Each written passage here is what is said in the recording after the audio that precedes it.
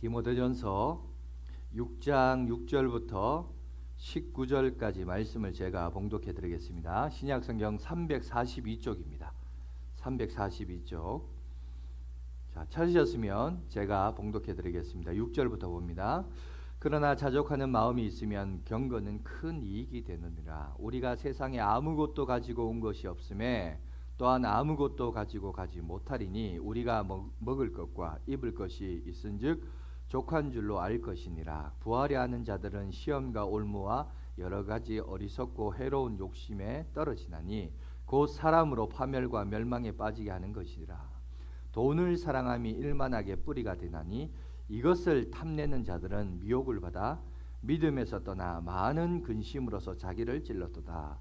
오직 너 하나님의 사람아, 이것들을 피하고 의와 경건과 믿음과 사랑과 인내와 온유를 따르며 믿음의 선한 싸움을 싸우라. 영생을 취하라. 이를 위하여 내가 부르심을 받았고 많은 증인들 앞에서 선한 증언을 하였도다. 만물을 살게 하신 하나님 앞과 본디오 빌라도를 향하여 선한 증언을 하신 그리스도 예수 앞에서 내가 너를 명하노니 우리 주 예수 그리스도께서 나타나실 때까지 흠도 없고 책망받을 것도 없이 이 명령을 지키라. 기약이 이르면 하나님이 그의 나타나심을 보이시리니 하나님은 복되시고 유일하신 주권자이시며 만왕의 왕이시며 만유의 주시오. 오직 그에게만 죽지 아니함이 있고 가까이 가지 못할 빛에 가시고 어떤 사람도 보지 못하였고 또 볼 수 없는 이시니 그에게 존귀와 영원한 권능을 돌릴지어다. 아멘. 내가 이 세대의 부한 자들을 명하여 마음을 높이지 말고 정함이 없는 재물에 소망을 두지 말고 오직 우리에게 모든 것을 후히 주사 누리게 하시는 하나님께 두며 선을 행하고 선한 사업을 많이 하고 나누어 주기를 좋아하며 너그러운 자가 되게 하라. 이것이 장래에 자기를 위하여 좋은 터를 쌓아 참된 생명을 취하는 것이니라. 아멘. 자, 지난주에 제가 그렇게 얘기했습니다. 사람을 움직이게 하는 세 가지가 있다라고 제가 언급한 적이 있는데요. 그게 뭐냐면 첫 번째 감정이었고, PPT 한번 보여주시면 그 다음에 두 번째가 돈이었고, 그죠? 그 다음에 세 번째가 믿음이었다. 그래서 이제 믿음은 이제 교회에서 늘 얘기하는 거니까 넘어가더라 할지라도 세상에서 이 감정과 돈, 이것이 사람을 움직이게 하는 힘이 된다. 그 얘기를 잠깐 언급했습니다. 이 돈에 대해서 우리 좀 더 깊이 있게 그 돈과 관련된 문화에 대해서 잠깐 한번 언급을 하려고 합니다. 하나님이 이 세상을 창조하실 때 보면 우리 인간을 자신의 형상으로, 그죠? 자신의 형상 우리를 만들었다 그랬습니다. 왜 하나님이 우리를 자신의 형상으로 만들었냐? 그 이유가 만드신 주 목적은 우리에게 일을 시키고 애먹이려고 고단하게 하려고 우리를 만드신 게 아니라 거기 보니까 자기와 같은 여러분 인격질을 가진 존재로 만드신 이유는 자기와 영원한 교제를 하기 위해서, 그죠? 만남과 나눔과 교제를 통해서 그거를 통해서 하나님이 우리를 만드셨고 그래서 에덴 동산도 창설하셨고 이 모든 창조의 과정을 하나님께서 섭리하셨습니다. 그러나 우리가 잘 알듯이 아담과 하와가 범죄함으로 실낙원이 되었죠. 그죠? 에덴 동산에서 쫓겨났습니다. 쫓겨나는 것으로만 끝나지 않고 여자는 해산하는 고통이 있고 남자는, 물론 이제 이 남자라고 하는 것은 남자만으로 제한되는 게 아니라 모든 사람을 다 포함하죠. 남녀 다 포함해서 이 세상에 살려면 경제적인 활동을 해야 되는데 이마에 땀을 흘려야 된다. 이 말은 육체적인 노동의 어떤 상징적인 의미죠. 단순히 말해서 이마에 땀을 흘린다는 것은 진짜 땀만 흘리면 된다 이게 아니고, 여러분 운동하면서도 땀을 흘리잖아요. 그런 의미가 아니죠. 그러니까 먹고 사는 데 있어서 노력해야 된다는 거예요. 애써야 된다는 거예요. 열심을 가져야 된다는 겁니다. 그래야 노력하고 애쓰고 열심을 가져야 먹고 살 수 있다. 그걸 오늘 성경 우리에게 가르쳐 주고 있습니다. 그래서 우리 인간은 그런 것 같아요. 믿음에서 떠난 인간들은, 인류는 그래서 하나님과 교제하기보다는, 거기에 관심을 두기보다는 그저 배고프고 생명과 직결되는 육체적인 배고픔에 대해서 집중하다 보니까 하나님과의 깊은 관계와 교제가 1순위가 아니고 뭐가 1순위냐?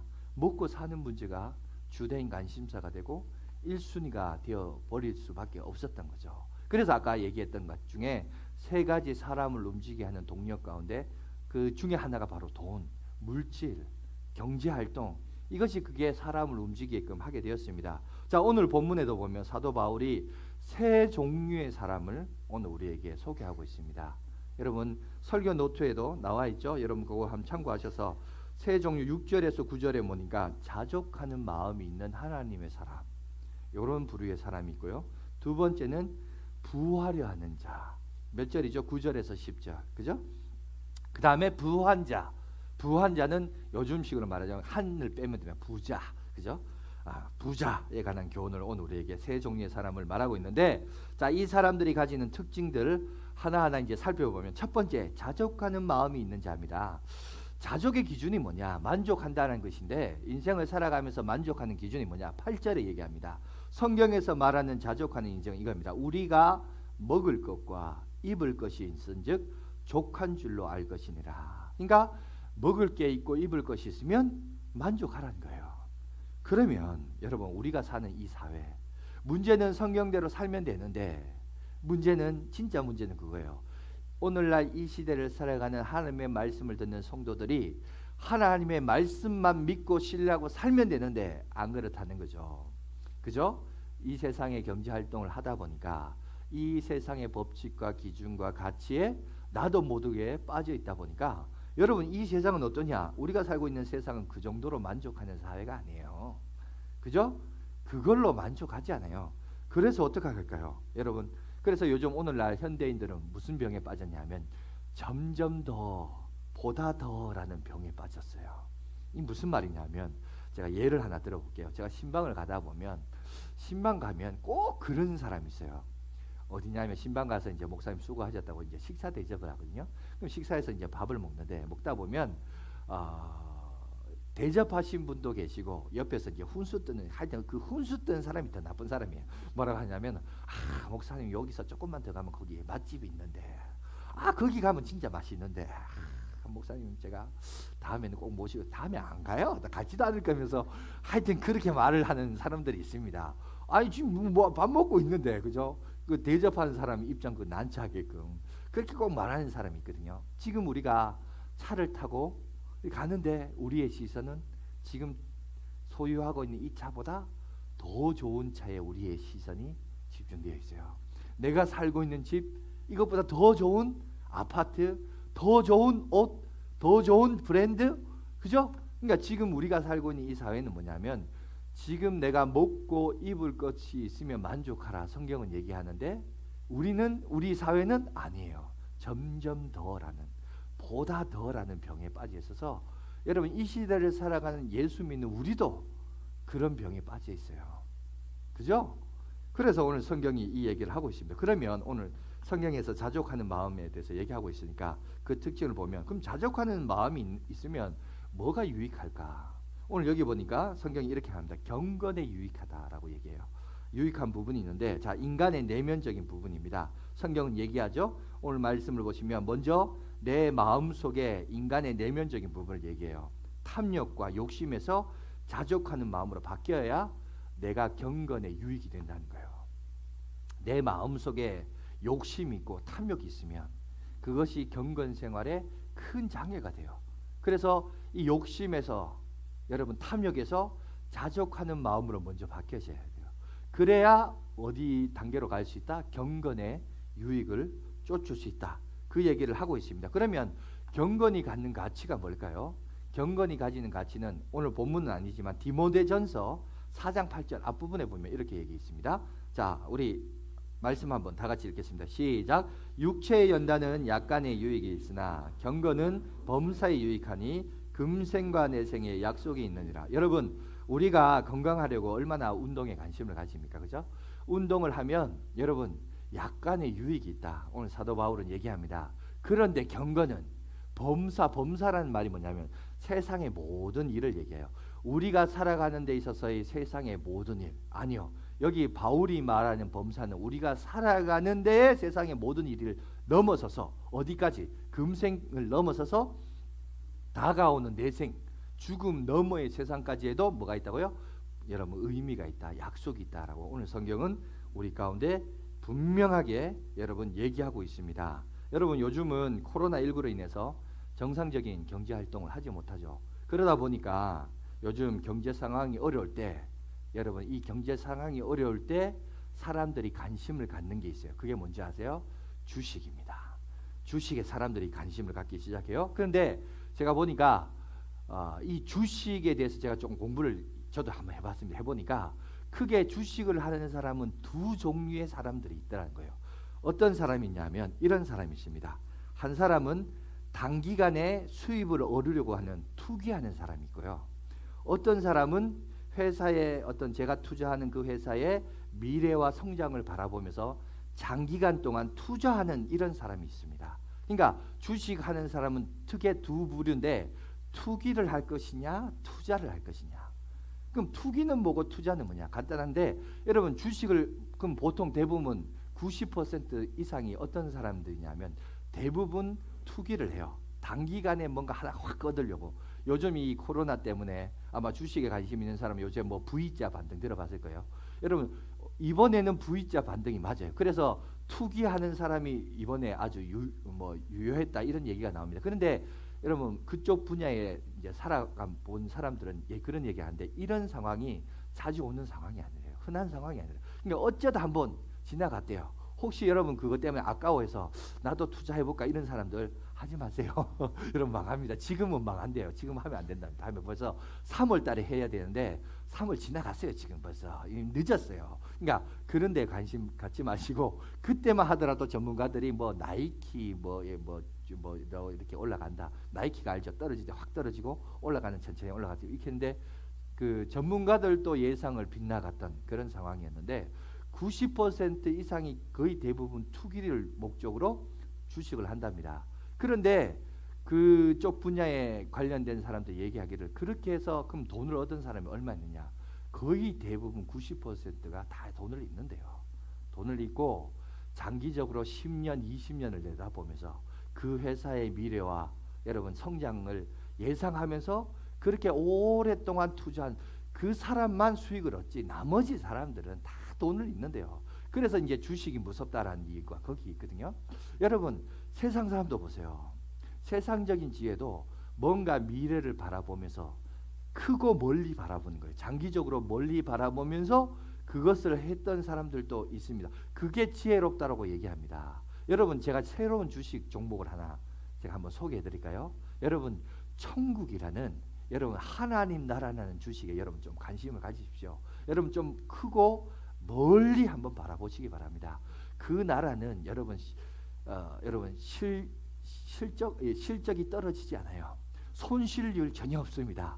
복리에 복리가 더하는 이자가 있는 그 나라예요. 여러분 거기는 투자하면 얼마든지 여러분 하나님 나라 천국에 가서 하나님이 갚아주실 겁니다. 여러분 잊지 마시기 바랍니다. 얼마나 그 나라가 화려하면 길이 황금길이에요. 여러분 황금이 돌로 여길 정도로 여러분 그렇게 좋은 곳입니다. 그러니까 하나님의 나라 천국을 바라보면서 정말 크고 멀리 바라볼 줄 아는 저와 여러분들이 되시기 간절히 바라겠습니다. 자, 그래서 뭐에 투자하라? 경건에 힘써라. 경건은 지금 내가 살고 있는 이 세상뿐만 아니라 다가올 하나님 나라에도 여러분 의미가 있고 능력이 있음을 오늘 성경 우리 가운데 얘기하고 있습니다. 대금 손실 전혀 없어요. 그러니까 여러분 여기에 같이 가지 바랍니다. 두 번째 부류 사람을 보십시다. 여기 보니까 부하려 하는 사람들이라고 얘기하고 있어요. 그죠? 부하려 하는 자. 여러분 부하려 하는 자는 어떤 사람일까요? 그럼 지금은 부자가 아닌 사람일까요? 여러분 여기서 부하려 하는 사람은 여러분 가난한 사람도 여기 들어갈 수 있고 부자도 여기 들어갈 수 있습니다. 왜 그러냐면 아마 제가 확신하건대 이 자리에 참석하신 분 중에 삼성의 이재용 부사장보다 돈 많은 사람 없을 거예요. 그죠? 여러분 미국의 빌 게이츠보다 돈 많은 사람 여기 없어요. 여러분 뭐 투자 아까 제가 얘기했는데 투자의 대가라 그러면 외국에서 유명한 사람이 워렌 버핏이라는 사람이 그 사람보다 돈 많은 사람 없어요. 이번에 그 사람도 돈을 엄청 뭐 몇십조 이렇게 돈을 잃었다 하더라고요. 몇십조를 잃어도 잃은 그 사람보다 돈 많은 사람 여기 없어요. 그죠? 또 누구 있더라? 레이 달리오 이런 들어봤습니까? 이런 사람도 투자의 귀신이라고 말하는데 이런 사람보다 돈 많은 사람 여기 없습니다. 그런데 여러분 기준이 누구냐에 따라 다르다는 거죠, 그죠? 하지만 부자도 부하려고 해요. 가난한 사람도 부하려고 해요. 자, 이 부하려 하는 자에게 오늘 사도 바울은 우리에게 뭐라고 얘기하고 있는가? 이 사실을 우리가 살펴볼 필요가 있는데 오늘날 여러분 우리 사회를 가리켜서 뭐라고 하냐면 소비 사회라는 말을 씁니다. 소비 사회. 여러분 현대 자본주의 사회를 이끌어서 다른 표현으로 하는 것이 바로 이 소비 사회라는 단어를 씁니다. 소비 사회라는 어떤 의미를 가지고 있냐면 내가 생활에 필요한 데 있어서 필요한 소비 그 이상을 소비하는 문화. 그러니까 내가 생활에 필요한 것, 다시 말해서 오늘 여러분 성경에서 아까 말했던 8절처럼 먹을 것과 그리고 입을 것이 있으면 자족할 줄 알아야 되는데 그 상황을 뛰어넘어서 더 많이 소비하는 그 사회를 가리켜서 여러분 소비 사회라고 얘기를 합니다. 여러분 이 소비 사회를 가장 잘 표현하는 문장 하나가 있습니다. 제가 PPT로 준비했는데 그게 뭐냐? 저기 나와 있어요. 나는 쇼핑한다. 그러므로 나는 존재한다. 이런 말이 있습니다. 무슨 말이냐면 이 데카르트 여러분 현대 그 근대 철학의 창시자였죠. 이 데카르트가 이런 말이죠. 나는 생각한다.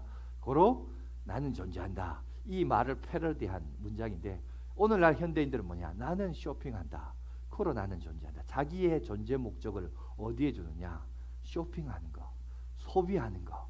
여기서 자기의 존재 목적을 찾고 거기를 추구한다는 거죠. 자기의 정체성을 소비를 통해 그리고 그 소비를 통해서 자기의 행복을 느끼는 오늘날의 현대 사회를 비판하는 그런 내용을 하고 있습니다. 그래서 사람들이 돈을 왜 모으냐? 왜 모으냐면 소비하려고 돈을 모으냐. 왜? 소비를 통해서 내가 누구인지를 알고 그 속에서 나는 행복감을 누리려고. 그래서 소비하는 나 자신, 그게 바로 나다. 이렇게 생각한다는 거예요. 이 자본주의 소비 사회에 대한 비판하는 메시지를 오늘 우리 가운데 얘기하고 있습니다. 여러분 오늘 성경 본문의 9절에 나오는 단어 보세요. 그리고 10절에 등장하는 단어 두 단어가 있는데 이 두 단어는 같은 내용을 다르게 표현했습니다. 같은 내용을 다르게 표현한다는 말은 강조의 의미를 가지고 있는데 9절에 뭐라고 시작하면 부하려 하는 자. 그죠? 이 단어는 10절에 뭐라고 하냐? 돈을 사랑하는 자. 여러분 부하려 하는 자와 돈을 사랑하는 자 동격입니다. 그죠? 부하려 하는 자가 돈을 사랑하겠죠. 돈을 사랑하는 자가 당연히 또 부하는 자겠죠. 부하려 하는 자들죠. 근데 여기 이제 우리가 불편한 진실이 있습니다. 무슨 진실이냐? 이 자리에 참석하신 분들 중에 돈 싫어하는 사람이 있습니까? 여러분 돈만 보면 경기 일으키고 질색하는 사람 여기 있어요? 아니에요. 아무도 그런 사람 없어요. 여러분 앞에 있는 이 목사도 돈 좋아해요. 돈 너무 좋아해요. 이 너무 좀 목사가 세속적인지 모르겠습니다만은 그런데 이 사실이 저를 불편하게 해요. 그죠? 오늘 성경은 뭘 얘기하느냐? 근데 여러분 성경을 자세히 보세요. 돈이 악하다 얘기하잖아요. 돈은 그냥 사물일 뿐이에요. 그죠? 돈이 악하다는 게 아니라 뭐라고 했냐? 돈을 사랑하는 자. 다시 말해서 돈을 바라보는 그 사람의 태도와 자세를 얘기하고 있습니다. 그 태도와 자세가 어떠냐? 이 자세가 잘못되니까 모든 죄의 뿌리가 된 거예요. 모든 만물의 뿌리가 된다라고 지금 우리에게 얘기합니다. 오늘날 우리가 살아가는 삶에 있어서 많은 죄들과 불화와 다툼들을 보세요. 거의 다 뭐와 관련이냐? 돈과 관련되어 있어요. 그죠? 돈 때문에 밤잠 설치고 돈 때문에 걱정하고 돈 때문에 부부 사이에 그 담보 문제로 싸우고 왜 내한테 허락 가지고 않고 말도 안 하고 그렇게 했냐부터 시작해가지고 죽이니 살리니 이혼하니 못 살겠다 그러고 그죠? 인간관계도 무너지고 전부 돈이에요. 거의 대부분 보면 돈과 관련돼서의 문제들이 많이 일어납니다. 이게 오늘날 우리가 살고 있는 이런 모습인데 그런데 여러분 오늘 성도에게 있어서 이 돈에 대한 돈을 바라보는 자세의 태도 이것을 올바른 관점이 뭐냐면 이겁니다. 돈은 우리가 살아감에 있어서 여러분 유용한 도구입니다. 도구. 필요해요. 우리의 삶을 윤택하기 위해서 돈이 필요합니다. 필요하지 않는 게 아니에요. 도구입니다. 도구인데 근데 그게 도구로서 끝나야 되는데 문제는 그게 목적이 되면은 안 된다는 거예요. 그럼 목사님 도구는 뭐고 또 목적은 뭡니까? 그게 그거 아닙니까? 이렇게 했는데 여러분 다릅니다. 삶의 문제에 있어서 우리의 삶에 있어서 여러분 수단과 도구가 되어야 되지 목적이 되면 안 돼요. 그러면 그러면 도대체 우리가 예수 믿는 사람이 돈 잘 벌고 편하게 사는 게 뭐 나쁜 게 아니, 그게 나쁘다는 거 아니에요.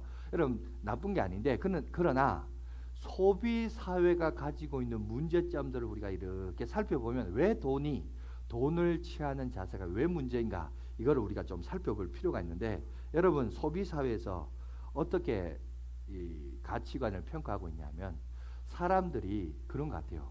어떤 물건의 상품을 소유의 여부에 따라서 그 사람에 대한 가치를 평가하고 그 사람을 규정하는 그런 문화 속에 우리가 쉽게 노출되어 있습니다. 그래서 사람들은 물건을 소비할 때 내가 필요해서 그 물건을 사는 것도 있지만 어떤 의미에서는 나의 신분적인 가치와 그죠?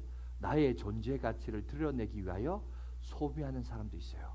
나한테 필요도 없는데 사실 그죠? 그러나 사람들이 나를 어떻게 볼까 싶어서 그래서 좋은 차, 좋은 아파트, 좋은 곳에 살아요. 그러면서 봐라, 나 이런 사람이야. 나 이런 존재야. 나 이런 사람이야. 나 이런 존재야를 뭘로 표현한다? 내가 소유하고 있는 소비를 통해서 자기를 표현을 해요. 그래서 사람들은 자기 형편에도 맞지도 않는 빚을 내서라도 브랜드 있는 거, 값비싼 거, 하여튼 그렇게 사잖아요. 여러분 최근에 얼마 전에 뉴스에도 나왔습니다. 어떤 뉴스가 나왔냐면 우리나라에 그 슈퍼카라 그러죠. 법인 명의로 슈퍼카 그다음에 스포츠카를 산 그런 사례들을 보게 되는데 거기서 한 10명 중에 9명이 자기 돈으로 산 게 아니고 전부 회사 돈으로 그걸로 이제 슈퍼카를 샀답니다. 제가 그 차를 어떤 차인가 이렇게 인터넷에서 쳐보니까 사실 지난 2주 전에 준비했거든요. 준비했는데 설교가 너무 길어서 이제 두 부분으로 나누다 보니까 이번에 이제 저 설교 준비한다고 영상을 준비했는데 그게 뭐냐면 람보르기니하고 페라리라는 차입니다. 근데 2주 전에 세팅을 해놨는데 한번 보여주세요. 근데 지금 와서 보니까 어떤 게 람보르기니고 어떤 게 페라리인지는 모르겠어요. 하여튼 저런 차를 산대요. 저런 차를 그럼 지금 한번 보세요. 저런 차를 보면 저런 차는 여러분 나이 많은 지긋한 사장님이 저런 차를 탈까요? 아니죠. 저건 누구냐 하면 저 지극한 사장님의 아들들이 주로 저런 차를 탄답니다. 그러니까 저걸 사는데 물론 자기 돈 주고 사면 괜찮죠. 근데 저걸 법인 회사 명의로 저걸 사가지고 자식에게 준다잖아요. 하여튼 그 회사 돈으로 저렇게 하여튼 사장도 나쁘고 부모도 나쁘고 그죠? 그걸 타겠다고 그 고집 부리는 아들도 나쁘고 그걸 바라보면서 오빠 참 멋져라고 바라보면서 그 차를 타는 그 여자도 나빠요, 여러분. 그죠? 결국 왜 저런 걸 자꾸 타고 저런 걸 좋아할까요? 그 이유가 뭡니까? 왜? 나 저 차 타는 사람이야. 저 차를 타고 저 차를 소비하면서 자기 자신을 나 이런 사람이야라고 소개하니까 그게 자기 존재 가치를 저 차로 저걸 소비하고 소유함으로 자기를 규명하니까 그렇죠. 여러분 대통령도 보면 전용 비행기가 있습니다. 여러분 대통령이 전용 비행기 타면 야 대통령이 무슨 전용 비행기를 타냐 사치하고 있냐 이렇게 말해요. 아니죠. 왜냐하면 대통령은 대통령으로서 그만한 지위와 그만한 국가적인 일을 담당하는 여러분 그렇습니다. 그러니까 소비도 보면 그만한 일과 그만한 지위가 있어서 그런 역할을 소비하는 것은 사치가 아니에요. 그죠? 그건 아닌데 그만한 수준도 안 되면서 이제 자동차 그만 보여주세요. 예, 야, 그래 저런 걸 소비할 뭐랄까요 수입을 얻을 수 있는 능력도 안 되면서 나이도 안 되는 사람들이 저런 걸 쓰니까 이게 이제 문제가 되는 겁니다. 지금도 보세요. 광고는 거짓된 메시지를 우리에게 던집니다. 네가 이거 사면, 네가 이거 소비하면 너는 고귀한 존재가 되고 너는 고귀한 여러분 인생이 되고 너는 값진 존재가 되고 너는 가치 있는 존재가 되고 진짜 너는 인생의 행복한 삶을 살 것이야. 그렇게 지금 여러분 많은 광고를 통해서 우리에게 알려줍니다. 그런데 많은 사람들이 심지어 예수를 믿는다라고 말하는 성도들도 이런 문화에 빠져 있고 심지어 교회 안에서도 이걸로 평가해요. 그죠? 여러분 이것이 잘못되었다라고 오늘 우리에게 얘기합니다. 여러분 소비는 궁극적으로 우리의 만족과 여러분 우리에게 행복을 가져다 주지 않아요. 여러분 거기에 대한 거짓된 메시지에 여러분 여러분 속으면 안 됩니다. 오히려 여러분 소비를 주장하고 그 소유를 통해서 여러분 나가면 나갈수록 오히려 여러분 마음속에 있는 자유함을 빼앗게 됩니다. 어떻게 빼앗는지 아세요? 여러분 나보다 더 잘 나간 사람 바라보면요, 갑자기 만족감에서 열등감으로 확 바뀌어버려요. 그죠? 나보다 더 잘 나간, 여러분 세상에는 나보다 더 잘난 사람 많아요. 그런 사람 보면 순간에 내가 가졌던 것에 대한 만족감에서 사라져 버립니다. 그래서 어떻게 할까요? 더 이제 허리를 쪼이겠죠. 더 열심히 살겠죠. 여러분 여기서까지 끝나버리면 여러분 괜찮아요. 자기가 열심히 해서 돈 벌겠다는, 그죠? 그런데 문제는 뭐냐? 부정한 방법으로 돈을 벌려고 해요. 왜?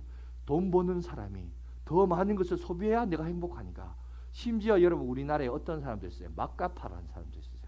부자들만 미워해가지고 좋은 외제차 탄 사람만 바라보면서 그 사람들을 범죄 대상으로 해가지고 그 사람들을 그냥 잡아 죽이고, 그리고 그거를 이제 숨기려고 그거를 뭐 그죠? 뭐 고기를 구우면서 사람을 태울 때 옆에서 고기 구우면서 그걸 이제 사람들 주변 사람들이 착각하도록 그런 일들이 우리 가운데 있었지 않습니까? 막가파, 지존파 뭐 정확하게 잘 모르겠습니다만은 그런 사람들이 우리 안에 있었습니다. 여러분 이게 우리의 참된 자유를 빼앗아 갑니다. 행복할 줄 알지만 여러분 그러지 않아요. 그래서 여러분 기억해야 될 것은 뭐냐? 우리 성도들은 돈은 우리가 삶을 살아가는 데서 유용한 도구는 돼요. 그죠? 맨손으로 땅을 파는 것보다는 도구를 통해서 땅을 파면 그만큼 편하잖아요. 그래서 돈도 있으면 유익하긴 해요. 하지만 그게 우리의 삶의 목적이 되면 안 됩니다. 그게 우리를 행복하게 하는 게 아니란 겁니다. 여러분 디모데전서 6 오늘 본문의 9절 10절 보세요. 거기 보면 그런 삶을 사는 사람들의 특징을 오늘 우리에게 9절 10절에 말하고 있죠. 오늘 여기도 제가 PPT에도 보여준데 보세요. 부하려 하는 자들은 뭐라고요? 이런 여러 가지 시험에 빠집니다. 자, 시험에 빠지고 올무와 여러 가지 어리석고 해로운 욕심에 떨어집니다. 그래서 결국 어떻게 되냐? 파멸과 멸망에 빠지게 한다. 그런데 결론이 우리에게 먼저 소개하고 있는데 거기서 끝나지 않고 10절도 보면 뭐냐? 우리를 미혹하게 하고 심지어 어떻게 하죠? 믿음에서도 떠나게 해요. 그래서 우리의 삶은 그럼 떠나면 어떻게 되냐? 많은 근심이 우리에게 찾아옵니다. 결국 그래서 결론이 뭐냐? 9절 마지막에 나와 있죠. 파멸과 멸망으로 우리를 이끌어간다. 그죠? 그 얘기를 오늘 우리에게 하고 있습니다. 그러면 여러분 이에 대해서 성경은 뭐라고 하느냐? 11절을 보세요. 11절에 이렇게 시작합니다. 오직 너 하나님의 사람아. 여러분 우리를 무엇이라고 오늘 여기 사도 바울이 정의하고 있습니까? 오직 너 하나님의 사람아. 여러분 우리의 정체성을 일깨워주는 단어입니다. 다시 한번요. 우리 한번 볼까요? 오직 너 하나님의 사람아. 여러분 이 단어를 깊이, 여러분 오늘 설교 끝나고 여러분 머릿속에 기억해야 될 것은 이거예요. 오직 너 하나님의 사람아. 우리는 어떤 사람이냐? 우리는 하나님의 사람. 오직 너 하나님의 사람아. 나는 하나님의 사람이다. 여러분 여기에 우리의 존재 가치가 있고 여기에 우리의 자존감이 있고 여기에 우리의 정체성을 세워야 돼요. 오직 너 하나님의 사람아. 여기에 우리의 가치가 여기에 갖춰져 있습니다. 여러분 우리가 세상의 모든 것을 그냥 진짜 그럼 소유하면 행복할까요? 성경에 그런 신뢰를 반영해 주는 한 인물이 있습니다. 그 사람이 누구냐면 솔로몬이에요. 여러분 솔로몬은 지혜가 명철했죠. 솔로몬은요 지혜만 명철했을 뿐만 아니라 아버지의 다윗의 여러분 그 명성을 이어서 왔기 때문에 2대에 걸쳐서 부를 누렸습니다. 그래서 어떤 부동산 업자가, 이건 공식적인 해석은 아니에요. 어디 가서 그런 얘기하지 마시고 우리끼리 얘기합니다. 어떤 부동산 업자가 솔로몬의 성경적인 그 자료를 바탕으로, 재산을 바탕으로 이걸 땅을 살면 지구에 얼마를 살 수 있을까를 조사를 했대요. 그 부동산 업자는 한국 사람은 아니고 미국 사람이었던 것 같아요. 그래서 조사를 해보니까 지구 땅의 절반을 살 수 있는 재산을 그때 당시 소유했다고 합니다. 그러니까 굉장한 부자죠. 지구 땅의 절반을 소유할 수 있는 재산이다. 아마 지금의 어떤 빌 게이츠나 이런 사람도 지구 절반을 지금 자기가 가지고 있는 재산을 살 수 있을까요? 아니요. 그러니까 빌 게이츠보다도 뭐 아까 뭐 워렌 버핏, 뭐 레이 달리오 이런 사람 나오는데 이런 사람보다도 더 부자였던 사람이 성경에 보니까 솔로몬이었어요. 근데 그 사람이 전도서에 뭐라고 한지 아세요? 결론은 이렇게 말해요. 자기 인생을 돌아보면서 그걸 누려본 사람이 그 얘기를 해요. 물론 그렇게 얘기하면 여러분들 중에는 누려보고 또 나도 그렇게 말했으면 좋겠다 이렇게 말할 수 있겠지만 그 누려본 사람이 뭐라고 했냐면 헛되고 헛되니 모든 것이 헛되다 그랬어요. 그 인생을 누려본 인생이 여러분 그냥 백향몬 나무가 그냥 은이 지나다니는 여러분 뽕나무와 여러분 돌멩이 취급할 정도로 여러분 솔로몬이 그런 부를 누렸는데 뭐라고 하냐면 헛되고 헛되니 모든 것이 헛되다. 여러분 부를 누려보지 않는 사람이 얘기한 게 아니라 이 세상에서 그렇게 부를 누려본 사람이 그 얘기를 해요. 헛되다고 합니다. 그 말은 뭐냐? 사람은 모든 것을 소유한다고 내가 남들이 가지지 아니하는 물건을 가졌다고 내가 행복한 게 아니라는 거예요. 그러면 뭐냐? 하나님은 우리를 어떻게 만드셨냐면 자기의 형상을 따라 하나님의 형상을 따라 만든 존재이기 때문에 인간은 진짜 행복해지려면 어떻게 되느냐? 하나님을 만나고 그를 경외함으로 그의 법도를 지킬 때 전도서의 결론이 그거예요.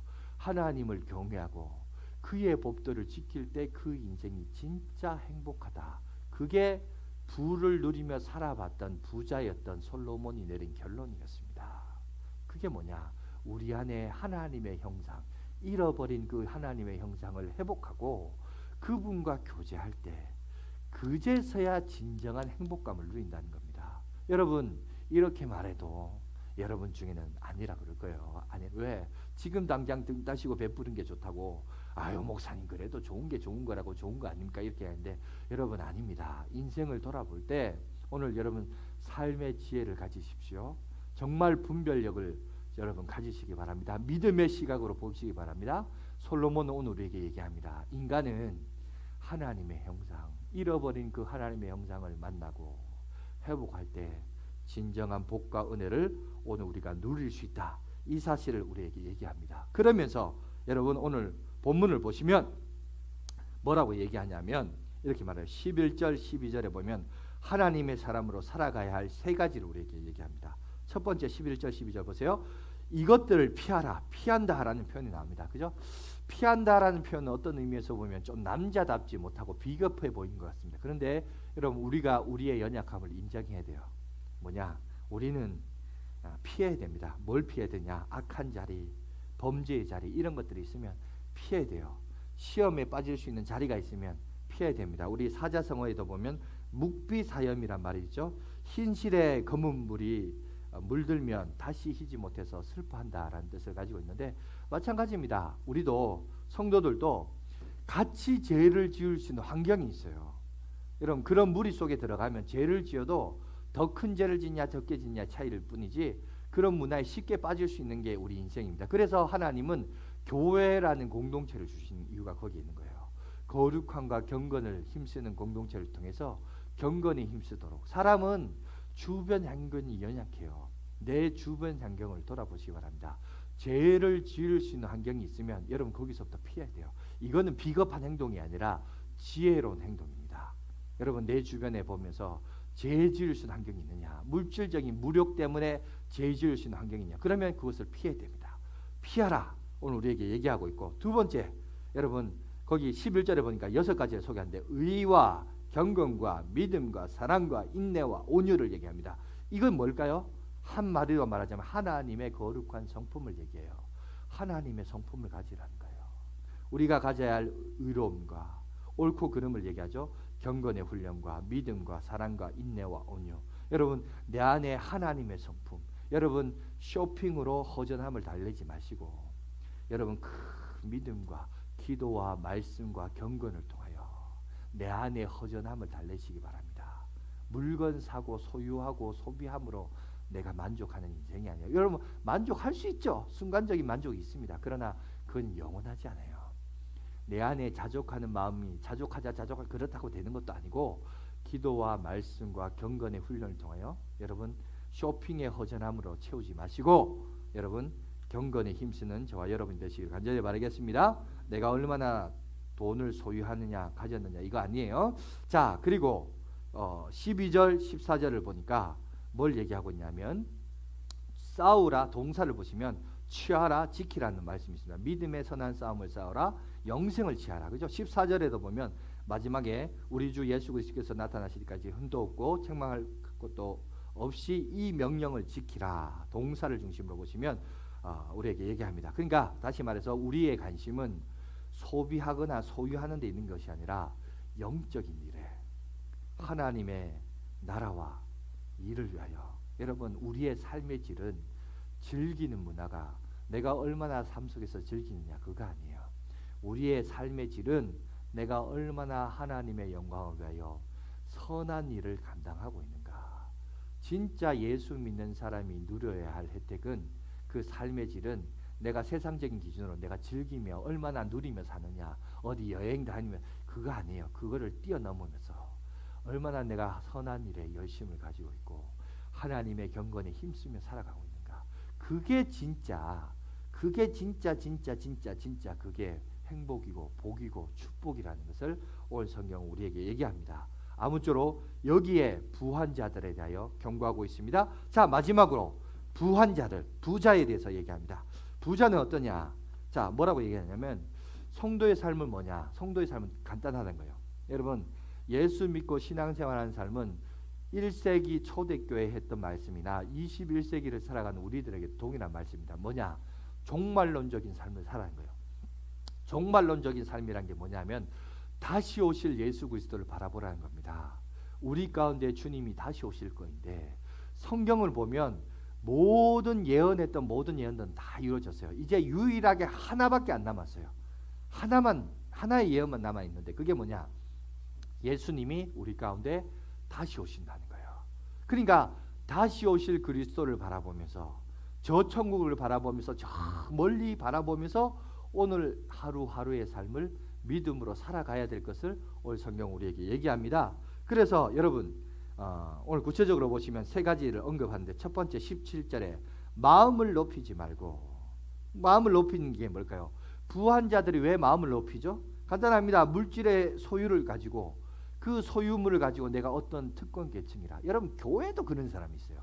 돈 많으면, 헌금 많이 하면, 또 뭐 교회에서 많이 그걸 물질적으로 하면 이상하게 교역자들도 이제 그런 부류의 사람들이 있는 것 같아요. 그래서 그 사람을 어떤 스페셜한 특권 계층으로 여기는 사람들이 있습니다. 여러분, 이거는 1세기도 이런 게 있었던 것 같아요. 그러니까 오늘 사도 바울이 그런 말을 하죠. 그죠? 부한 자들에게 마음을 높이지 말라. 물질 많이 가졌다고, 헌금 너 많이 했다고 어떤 특권 계층으로서 여기지 말라. 이거는 하나님이 너에게 주신 선물이라는 거예요. 하나님이 너에게 맡기신 거다. 그러니까 그걸로 인해서 교만하지 말고 재물이 아닌 하나님 앞에 소망을 두라는 겁니다. 왜 하나님 앞에 소망을 두라냐 하냐면 이 세상에는 물질이 필요해요. 아까도 말했지만 도구입니다. 그죠? 그래서 수단이기 때문에 필요합니다. 유익합니다. 그러나 다가올 하나님의 나라에는 우리가 물질을 가져갈 수 없어요. 가져갈 수도 없습니다. 왜 가져갈 수 없느냐? 우리가 천국을 아까도 제가 얘기했지만 천국을 어떻게 묘사합니까? 길이 무슨 길이라고요? 황금길이에요. 여러분, 황금이 왜 가치가 있죠? 희소성의 가치가 있어요. 우리가 흔하게 보지 못하기 때문에 황금을 가치 있게 다이아몬드를 귀하게 여깁니다. 그런데 천국을 묘사할 때 여러분 그만큼 아름답다는 비유로 들어서 설명한 것인데 여러분 이게 비유이기도 하지만 문자적으로 해석을 해도 여러분 길이 황금길이면 그만큼 천국에서 황금은 뭐라는 거예요? 흔하다는 거예요. 흔하다는 거니까 그냥 지나가는 돌멩이 수준밖에 안 된다는 겁니다. 그러니까 거기서는 가치가 없다는 거예요. 그럼 천국에서 가치 있는 게 뭐냐? 그거는 바로 경건이라는 겁니다. 천국에서 오늘 우리처럼 다이아몬드처럼 황금으로 여긴 게 뭐냐? 그 사람의 경건과 믿음과 의로움과 아까 말했듯이 의로움과 그죠? 이런 모습들 하나님의 성품을 담는 거. 이게 천국적인 가치라는 겁니다. 그 얘기를 오늘 우리에게 얘기합니다. 그러니까 중요한 것은 우리가 올바른 마음 태도를 가지고 종말론적인 삶을 행해야 되는데 18절에 이렇게 소개합니다. 선을 행하라. 선한 사업을 하라. 나눠줘라. 너그러운 자가 되라. 여러분, 부자는 이런 삶을 통해서 그 삶을 통하여 어떤 결과가 나오냐? 세 번째, 참된 생명을 취하게 된다. 다시 말해서 영생을 누리게 된다라고 말합니다. 그런데 여기서 여러분 우리가 오해하지 말아야 됩니다. 뭐냐면 영생을 누리게 된다 이렇게 얘기하니까 이게 마치 어떻게 이해할 수 있냐면 행위 구원으로 내가 행함으로 구원을 얻는 것처럼 보여요. 근데 이게 아니에요. 여러분, 우리의 구원은 예수 그리스도를 믿음으로 말미암아 구원을 얻습니다. 믿습니까? 그죠? 우리가 믿음으로 구원을 얻어요. 그런데 그럼 여기서는 왜 이런 얘기를 하냐? 이 말은 이겁니다. 네가 믿음으로 말미암아 하늘의 가치를 가지고 살아가면, 하늘의 가치를 가지고 살아가면 어떻게 사느냐? 그 삶이 아까 앞에 그 절에 있는 것처럼 18절처럼 선한 행동을 하고 선한 사업을 하고 나눠주고 너그러운 자가 되는 거예요. 그러니까 뭔가 구원받은 사람은 그 삶에서 이런 모습들이 삶의 모습으로 나타나고 보여진다는 거예요. 그죠? 무슨 이건 행위로 말미암아 나타나는 게 아니라 열매로 안다는 거예요. 아, 저 사람 구원받았는지 안 받았는지 몰랐냐? 저 사람 삶 속에 저런 네 가지의 모습들이 보여진다는 거예요.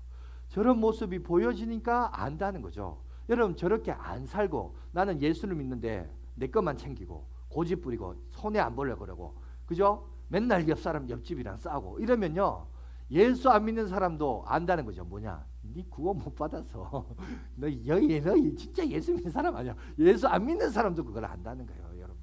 그러니까 그 말은 무슨 말이냐면 삶 속에서 그런 열매들이 보여진. 그러니까 그걸 행함으로 구원을 얻는다는 거 아니에요. 진짜 예수님을 만나고 하나님의 사랑을 알고 하늘의 가치를 아는 사람은 이 삶 속에서 살다 보면 뭔가 행동이 다른 거예요. 왜? 기준이 다르니까, 가치관이 다르니까 그런 모습들이 보여진다는 거예요. 그게 뭐냐? 선을 행하고 선한 사업을 하고 나눠주고 너그러운 자가 된다는 겁니다. 여러분, 마피아도 그렇고 이태리에, 물론 그 유럽의 도둑놈도 그렇다 하더라고요. 담을 넘을 때마다 주여 오늘도 평안하게 하여 주시옵소서.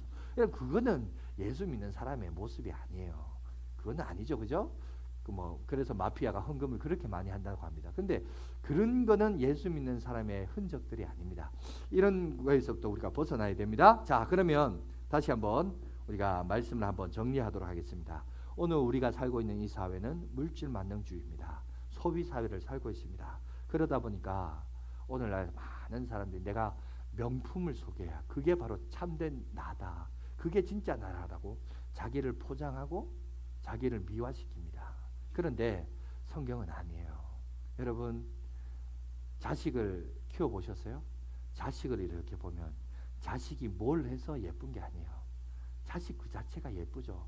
손주 손녀 볼 때마다 그 손주 손녀가 뭘 해서 예쁜 게 아니에요. 그냥 그 자체가 예쁜 거죠. 그 자체가 사랑스러운 거죠. 하나님도 마찬가지예요. 예수 그리스도의 보혈로 피로 여러분 새 생명을 얻은 오늘 하나님도 우리를 바라볼 때 우리가 뭔가를 했기 때문에, 뭔가를 소비했기 때문에, 내가 뭔가를 가지고 있기 때문에, 뭔가 남들이 가지지 않는 명품을 가지고 있기 때문에 하나님 우리를 사랑하는 게 아닙니다. 세상은 그렇게 평가하고 세상은 그렇게 본다 할지라도 이 시대를 살아가는 저와 여러분들은 여러분 그 가치를 보며 사는 게 아니라 하늘의 가치를 보면서 살아가시기 바랍니다. 하나님이 나를 누구를 어떻게 바라보시냐? 왜? 인생의 최종적인 평가는 누가 하시냐? 하나님이 하시기 때문에. 그죠? 하나님이 우리 인생의 최종적인 판단자예요. 그 판단 앞에 우리가 의롭고 충성된 자로 여겨야 될 줄 믿습니다. 그러니까 여러분, 내가 뭔가를 소비하고 뭔가 남다른 것을 가졌다고 거기로 만족하지 말고 내가 하나님의 자녀로서 하늘의 가치를 누리면서 저 천국을 바라보며 주의 영광을 위하여 헌신하며 여러분 순종하며 나갈 때 하나님께서 그 인생을 더욱더 가치 있고 의미 있는 인생으로 우리를 삼아 주실 줄 믿습니다. 하늘의 가치를 바라보면서 소비사에 여러분 소비를 통하여 만족감을 누리지 마시고 하나님의 자녀됨으로 인한 올바른 정체성과 바른 삶을 가지고 가치관을 가지고 주의 영광 위에 살아가는 저와 여러분들이 되시길 간절히 바라겠습니다. 기도하겠습니다.